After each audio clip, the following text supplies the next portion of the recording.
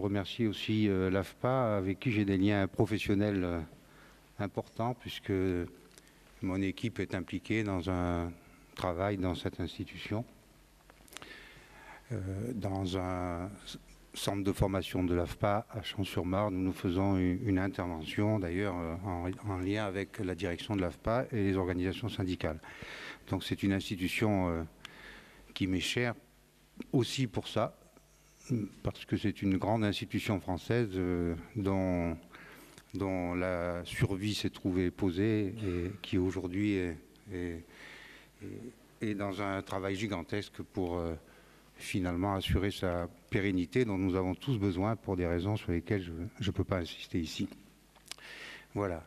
Mais je ne suis pas venu pour parler simplement de l'AFPA et d'éducation permanente. Une fois ces remerciements faits, je voudrais essayer de traiter la question que j'avais un peu imprudemment intitulée dans le titre qu'on m'a demandé, Travail, la liberté est formatrice. Vous voyez, quand on pose le problème comme ça, on se contraint à sauter très haut, et j'espère que je retomberai sur mes pieds.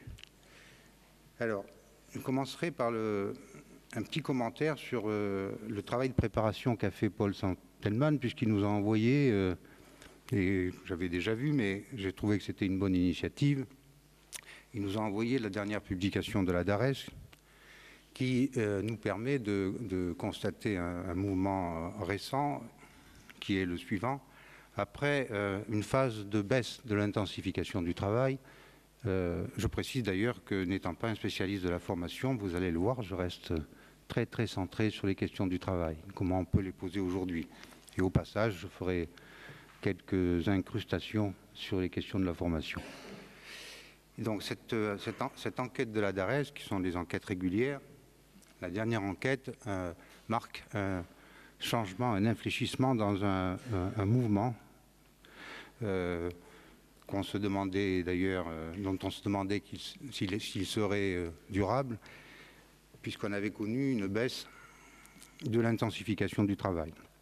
Les derniers travaux de la DARES insistent au contraire, sans entrer dans le détail, mais je vous y renvoie, sur le fait que l'intensification du travail a repris son cours, qui n'est pas négligeable lorsque on aborde les questions de formation. Je vous invite vraiment à regarder cette enquête. Mais ce n'est pas tellement sur l'enquête que je veux m'appesantir, mais plutôt dire que peut-être on a intérêt à cultiver un paradoxe qui est très important pour les questions de formation, je pense. C'est qu'au fond, bien sûr, le travail est trop intense, si on entend par intensité la multiplication dans un temps donné des opérations de travail, c'est-à-dire ce qu'on appelle traditionnellement la charge. C'est clair que de ce point de vue-là, l'intensité du travail qui n'avait jamais cessé, mais qui avait ralenti sa courbe, on va dire, c'est clair que l'intensification du travail monte. Mais je voudrais cultiver un paradoxe et dire que, de mon point de vue, le travail n'est pas assez intense. C'est-à-dire attirer l'attention sur le fait qu'il y a sans doute deux intensifications, deux intensités. C'est beaucoup mieux. L'intensification du travail, c'est-à-dire la multiplication des charges dans le même temps. Mais on peut dire que le travail n'est pas assez intense si on prend intense au sens populaire du terme. Il m'arrive moi-même de me souhaiter un travail plus intense, et d'ailleurs je le fais à tout le monde. Si intense veut dire auquel on peut penser, sur lequel on peut réfléchir, qu'on peut changer, qu'on peut discuter. Intense au sens du sens du travail. Et de ce point de vue-là, on peut dire que le travail en France, mais pas seulement en France, mais en France aussi, le travail n'est pas assez intense. On pourrait même dire que l'intensification du travail, au sens où l'entend la DARES, est une machine à refouler le travail intense. Si on entend par intense, le travail libre, c'est-à-dire délibéré, c'est-à-dire discutable, c'est-à-dire transformable. Donc je vais plaider, paradoxalement, vous m'en excuserez, mais ça se discute bien sûr, pour le développement de l'intensité du travail, contre l'intensification. C'est une manière paradoxale de poser le problème, mais on peut considérer, c'est en tout cas de ce point de départ que je démarre, que le travail n'est pas assez intense, c'est-à-dire qu'il n'est pas à la hauteur des capacités des salariés et pas à la hauteur des possibilités qu'ils ont de mettre à l'épreuve ces capacités.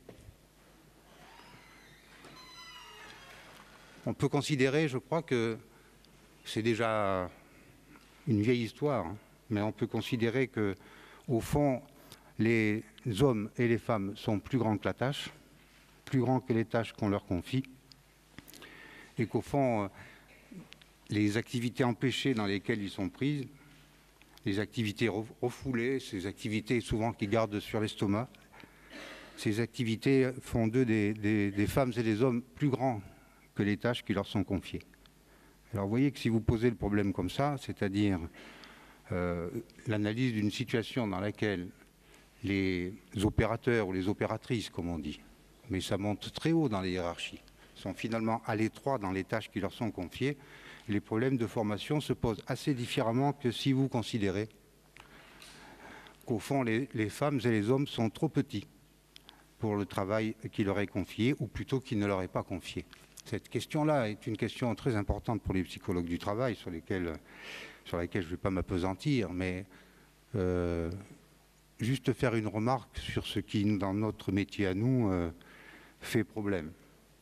Dans l'ensemble, la pensée dominante en psychologie considère que le stress, c'est au fond la mesure de la situation suivante. Hein, c'est d'ailleurs sa définition officielle, empruntée d'abord à la littérature académique et puis qui s'est installée dans le débat social jusqu'à faire le contenu d'un accord interprofessionnel, de l'ANI, en 2008. L'idée, c'est la suivante.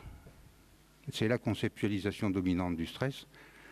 Il y a stress lorsque les salariés n'ont plus les ressources pour faire face aux exigences de l'organisation. Sur cette définition du stress, l'accord général s'est fait entre les employeurs et les syndicats de salariés, tous confondus. J'ai toujours considéré que c'était une faute inexcusable, si je peux reprendre ce vocabulaire. Pourquoi? Parce que sans infirmer cette approche-là, on peut au moins l'inverser.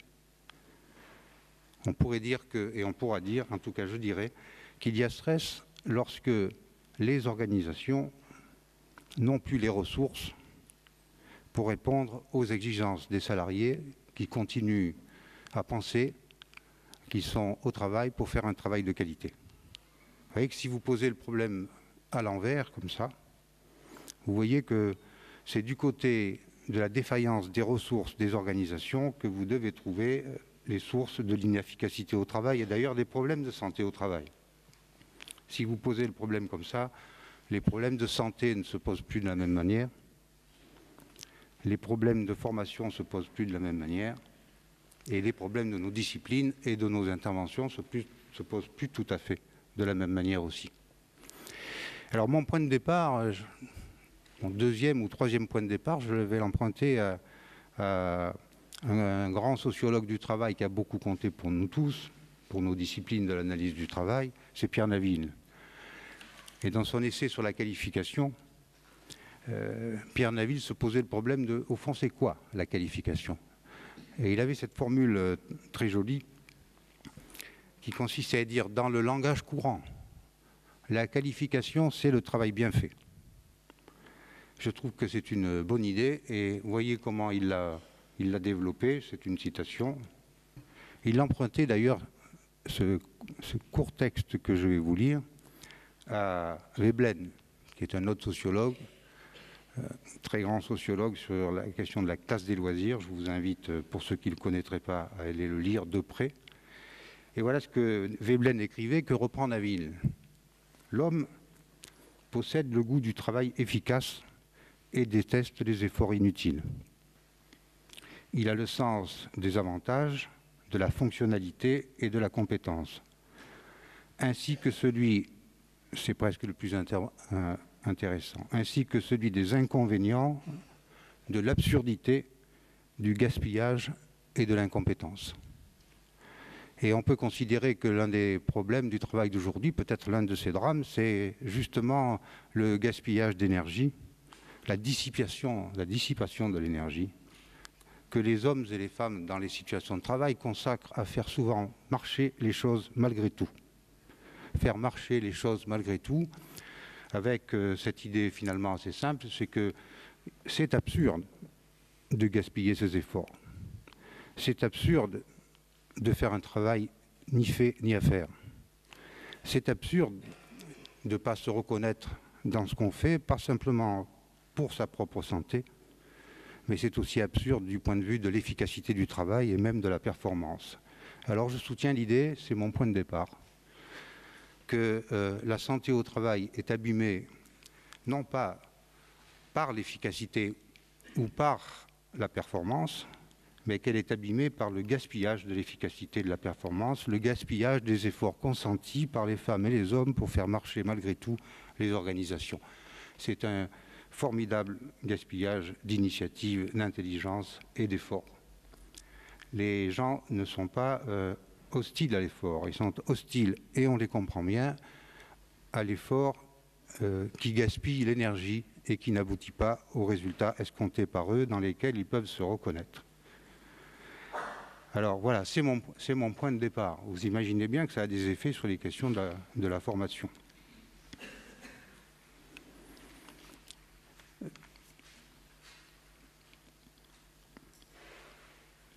Ça a des effets sur les questions de la formation. Pour moi, ce n'est pas l'essentiel, bien que ce soit le problème qui nous réunisse aujourd'hui, mais ça a des effets massifs sur la santé. Et si vous posez le problème comme ça, il ne suffira pas, comme malheureusement c'est le cas dans beaucoup d'approches dominantes, il ne suffira pas de s'intéresser à la qualité de vie au travail ou au bien-être en considérant qu'il suffirait, par compassion, de traiter les dégâts des situations que je viens de décrire. L'impossibilité de faire son travail de manière correcte est un fléau, et le fléau sans doute des temps modernes. L'impossibilité de se livrer à un travail bien fait pour soi-même, avec les autres et en coopération avec les autres. Il ne suffira pas d'aider les gens à supporter cette situation insupportable. Pas de bien-être, puisque c'est à la mode, sans bien faire. L'idée qu'on pourrait avoir un bien-être dans des situations où le bien faire est piétiné, ce qui est malheureusement souvent le cas, c'est d'une certaine manière d'une grande naïveté sociale.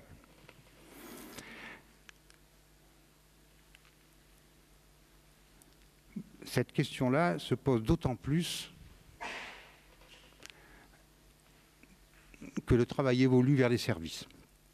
Je voudrais insister sur cette évolution. Bien sûr, ce que je viens de dire vaut pour l'industrie. On pourrait prendre le temps d'entrer dans le détail, mais ça vaut beaucoup pour les services. Dans les situations de service qui prennent dans le monde du travail contemporain beaucoup de place, l'objet du travail se modifie. Dans l'activité de service, l'objet du travail, c'est l'activité d'autrui. Je dis bien l'activité d'autrui. Et quand l'activité d'autrui n'est pas simplement un bien matériel, mais que c'est précisément un sujet, des sujets, la formation d'ailleurs est au centre de tout ça, voire un sujet de mécontentement, alors quand l'objet de l'activité c'est celui-là, d'une certaine manière, les conflits de critères, c'est là-dessus que je voudrais insister, les conflits de critères sur la qualité du travail enflent, se développent. Les problèmes de conscience montent à mesure que le travail de service se développe. J'appelle problème de conscience les dilemmes dans lesquels l'activité professionnelle, dans les services, c'est vrai aussi dans l'industrie. Franchement, même dans l'industrie automobile, on a des problèmes de ce type-là, par exemple. Et pourtant, ce n'est pas un travail de service au sens strict. Mais les dilemmes montent. Les dilemmes entre ce qui est efficace ou pas, ce qui est juste ou pas, et même ce qui est bien ou mal. Pensons à l'enseignement, pensons à la formation, pensons à la santé, pensons à la justice, mais pensons aussi au commerce. même les activités commerciales dans les entreprises ou l'activité bancaire. Vous voyez bien que ce sont des activités dans lesquelles les conflits de critères, qui sont des conflits de valeurs, qui sont des conflits civiques. Qu'est-ce qui est juste et qu'est-ce qui n'est pas juste? Qu'est-ce qui est bien et qu'est-ce qui est mal? Toutes ces questions-là montent à mesure que le travail de service monte. Les conflits de critères montent par le réel de l'activité, dans le réel de l'activité.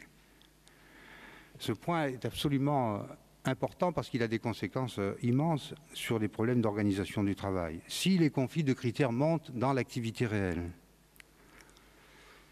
du côté du réel de l'activité, où ces conflits peuvent-ils trouver un destin? Où sont-ils élaborés? Où fait-on quelque chose de ces conflits dans le travail réel à mesure que les services se développent et dont on voit bien que ce sont des conflits qui ne portent pas simplement sur le faire, mais aussi sur l'être, qui sont donc des conflits dont on pourrait dire qu'ils sont profondément politiques. Avec Isabelle Ferreira, je partage complètement l'idée que le travail qui vient, c'est un travail où les dilemmes du civique sont posés et donc les questions politiques du juste et de l'injuste, du vrai et du faux, sont des questions qui sont soulevées dans le travail réel. Alors, ça c'est un problème très important parce que si le travail va dans ce sens-là, s'il est question de ça, et si dans le travail ces questions civiques ne peuvent pas être élaborées, s'il n'y a pas d'institution du conflit de critères sur la qualité du travail, alors d'une certaine manière, voilà des conflits qui peuvent donner ce qu'on peut appeler une expérience avortée du politique à l'intérieur du travail et qui peut développer à l'intérieur du travail beaucoup de rancœur, de ressentiment sur ce qui est juste et injuste, sur ce qui est efficace ou pas, sur ce qui est performant ou pas. Parce que la justice et la performance ne sont pas forcément des choses qui s'opposent. Le travail de service porte, on pourrait dire, exacerbe ces conflits de critères qui sont présents dans tout acte professionnel. Toute activité professionnelle est frappée au coin de ces dilemmes-là. Et l'un des problèmes majeurs du travail contemporain, c'est sans doute que l'organisation, l'entreprise ne dispose pas d'institutions pour affronter ces problèmes collectivement. À charge donc pour chaque professionnel et parfois dans une grande solitude de se mesurer à ces problèmes seul. Devant cette montée des conflits du critère dans le réel du travail, deux voies sont possibles. Et les organisations ne restent pas les deux pieds dans le même sabot face à ces questions-là. La première voie, c'est la voie dominante, c'est celle qui est suivie et qui a des conséquences sur les questions de la formation. La première voie, c'est la voie de la procédure. Il y a conflit de critères dans le réel, eh bien l'organisation doit se donner pour tâche, d'une certaine manière, de pasteuriser le réel par la procédure. On n'est pas obligé d'avoir du mépris pour la procédure, c'est absolument pas mon cas. Mais l'idée étant que ce réel conflictuel, ces conflits de critères peuvent être d'une certaine manière affrontés en ligne droite par une procédure qui affranchit les professionnels d'avoir à se poser des questions sur ces conflits du réel. Et voilà un effet puissant sur les questions de formation. Si, devant ces conflits de critères sur le travail réel, qui posent ces problèmes que j'ai évoqués tout à l'heure, le juste et l'injuste en particulier, le bien et le mal, si face à ces conflits de critères auxquels les professionnels de terrain sont confrontés en première ligne, on considère qu'on peut procéduraliser la gestion de ces questions, alors la formation, par exemple, sera conçue comme une formation adaptative à cette procédure, comme une formation qui affranchira le professionnel de la délibération sur ces conflits de critères. C'est comme si la procédure était conçue comme un moyen d'éteindre le conflit de critères. Ça, c'est la première voie. Considérons franchement qu'elle est dominante. Mais ce n'est pas la seule voie. L'autre voie, c'est de considérer qu'il y a un autre instrument que la procédure pour se mesurer à la montée de ces conflits de critères. Il y a un autre instrument possible. Il est d'ailleurs pratiqué, parfois à l'initiative des professionnels eux-mêmes et dans certaines organisations, car il ne sert jamais à rien d'être unilatéral. L'autre voie, c'est de considérer que le collectif de travail est un instrument, je dis bien un instrument, pas de confort. Pas l'idée que le collectif de travail, d'une certaine manière, serait un cocon protecteur dans lequel l'unité factice des professionnels entre eux permettrait finalement de sauver sa santé. Non, je parle du collectif de travail comme instrument de travail. Et en un sens, la plus grande critique qu'on puisse faire à certaines organisations, c'est de priver les professionnels de cet instrument de travail collectif. Mais évidemment, il y a une condition à ce que je dis, c'est considérer le collectif autrement que comme on le fait d'habitude. Je n'entends pas ici le collectif comme une unité factice dans laquelle, au fond, on se réunirait pour être d'accord sur tout dans le consensus professionnel. J'entends par collectif la possibilité des professionnels de supporter le conflit sur la qualité du travail. Je vais le dire de manière un peu populaire. Il y a collectif si et seulement si je peux encore dire à mon collègue de travail, ça c'est pas du boulot. C'est ma définition du collectif. Évidemment, elle se discute. Si je ne peux plus dire en situation de travail à mon collègue, pour des raisons qu'il faut chaque fois retrouver, mais qui peuvent tenir aussi au fait que le collectif a cédé sur la qualité du travail, ou a fermé les yeux sur la difficulté et la possibilité de bien faire son travail. Si je ne peux plus dire à mon collègue de travail, ça c'est pas du boulot, et convenez que c'est souvent le cas, je connais d'ailleurs dans mon propre milieu de travail à l'université la difficulté de formuler des questions comme ça. C'est du boulot ou c'est pas du boulot? Si cette question-là ne peut plus être posée, si elle ne peut plus être débattue, si la délibération est impossible sur les critères de qualité du travail, si, autrement dit, il y a un déni du conflit sur les critères de qualité du travail dans un collectif professionnel, alors il n'y a pas de collectif professionnel. Il peut y avoir une équipe, hein. Il peut y avoir une collection d'individus. Mais un collectif, c'est en tout cas le point de vue que je soutiens à partir d'un certain nombre d'années d'expérience, il y a collectif si et seulement si la délibération et voire l'affrontement sur les critères de qualité du travail est possible. Alors, il y a une conséquence très importante sur cette affaire-là, sur les questions de formation.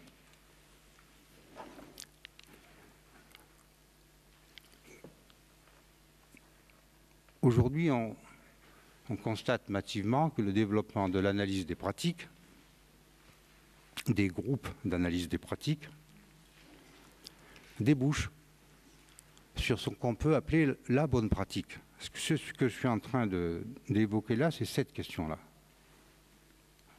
La bonne pratique, c'est soit la pratique du référentiel fabriqué à partir de l'analyse des pratiques et qui finalement s'impose comme un standard.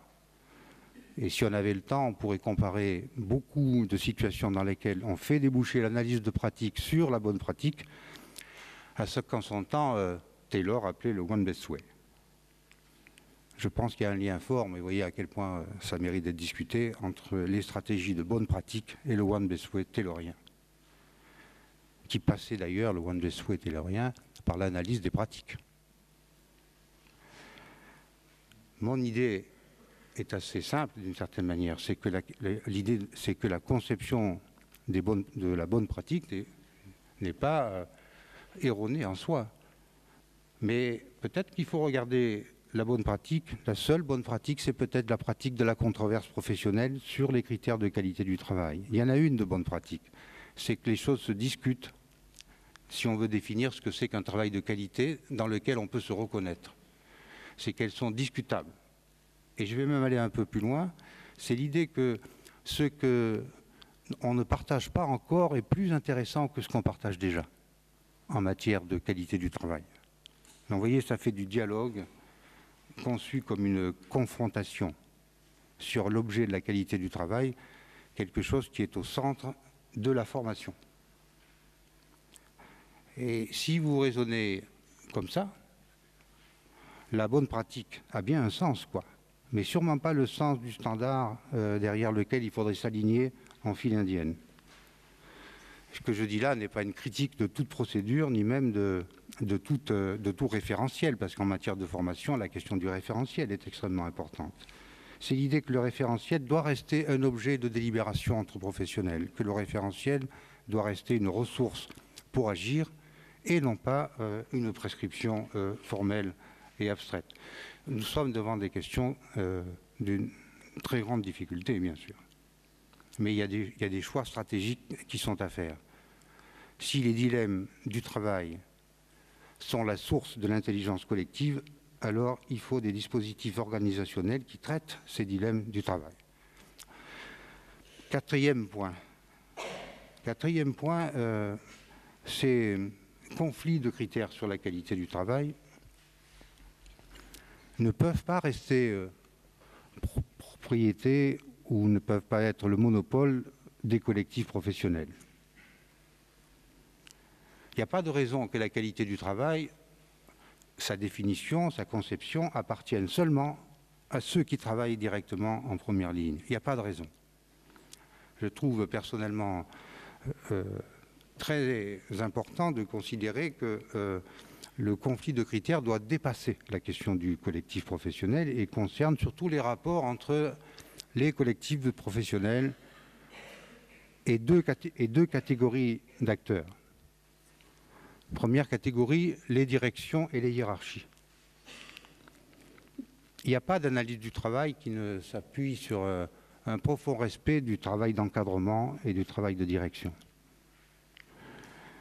Simplement, les critères de qualité du travail des hiérarchies ne peuvent pas, absolument pas, ne peuvent pas correspondre aux critères de qualité du travail des professionnels de première ligne.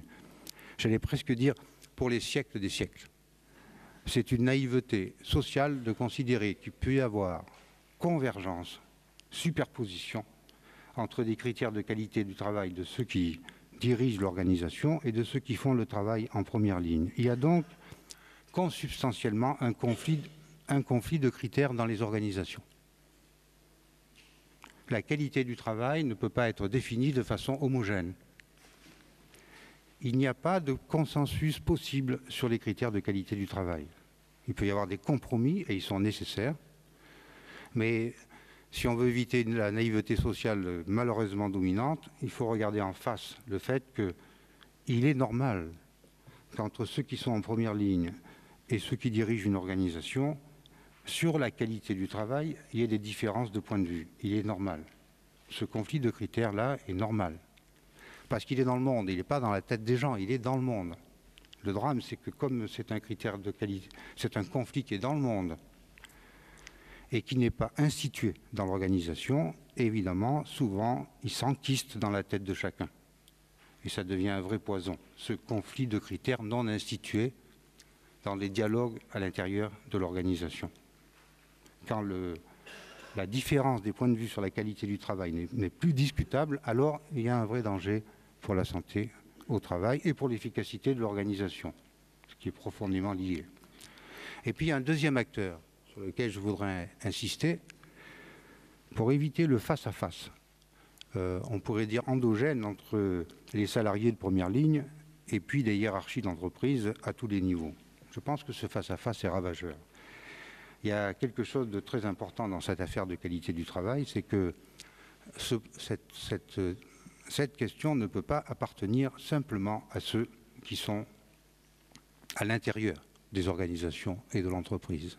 Maintenant, nous savons que quand la qualité du travail est malmenée, c'est aussi la qualité des produits qui est malmenée. Je ne veux pas beaucoup insister sur l'ensemble des scandales sanitaires et alimentaires, de ce qui a commencé à envahir nos assiettes, des médicaments que nous prenons, voire des produits industriels que nous utilisons. Je ne vais pas beaucoup insister, mais il faudrait le faire sur l'empreinte écologique du travail mal fait, du travail ni fait ni à faire, les destructions en matière de santé publique que les questions de qualité du travail à l'intérieur des organisations posent, pas simplement du travail industriel, hein, mais aussi des services. La qualité du travail a des effets pas simplement sur la santé au travail, mais sur la santé publique. Donc on peut considérer, c'est en tout cas la voie que j'essaie de suivre, on peut considérer que les usagers, les consommateurs, nous, qui sommes pas simplement dans la situation de produire des biens et des services, mais qui sommes dans la situation de les consommer, de les utiliser, d'en être des usagers. Nous sommes aussi concernés par la qualité du travail. Donc, dans les conflits de critères, il y a 3 acteurs. Les professionnels de première ligne, les directions et à l'extérieur des organisations, les usagers. Il y a une institution de ce conflit à trouver. Sans l'institution de ce conflit, eh bien, danger pour la santé au travail, danger pour la santé publique et danger pour l'efficacité des organisations. Bien sûr, si on avait le temps, on pourrait insister sur l'aspect très français de cette question-là. La conflictualité qui ne s'exerce pas sur ces objets-là de la qualité du travail bien fait.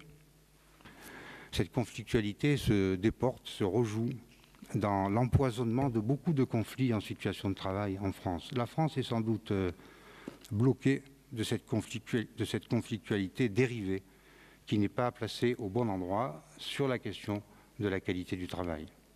Donc, vous voyez un peu les enjeux, on pourrait dire évidemment organisationnels, les enjeux de qualité des produits et du travail, bien sûr, mais aussi les enjeux politiques d'une question comme celle-là.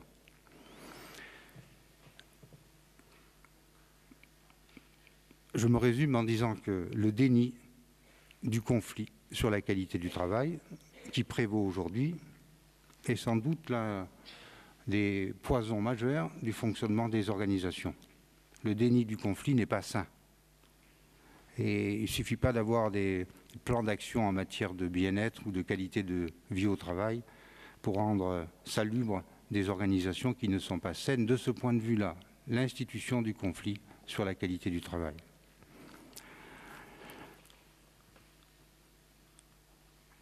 Il arrive, c'est une remarque au passage, que la vieille idée de droit d'expression des salariés revienne ces temps derniers au devant de la scène, avec des souvenirs qui datent des années 80, dans les moments où, au moment des lois Auroux, on a tenté d'organiser l'expression des salariés. L'échec de ces tentatives doit être interprété. Personnellement, je dirais que on peut comprendre l'échec de ces tentatives parce que justement c'est une conception qui sépare droit d'expression et droit de décision.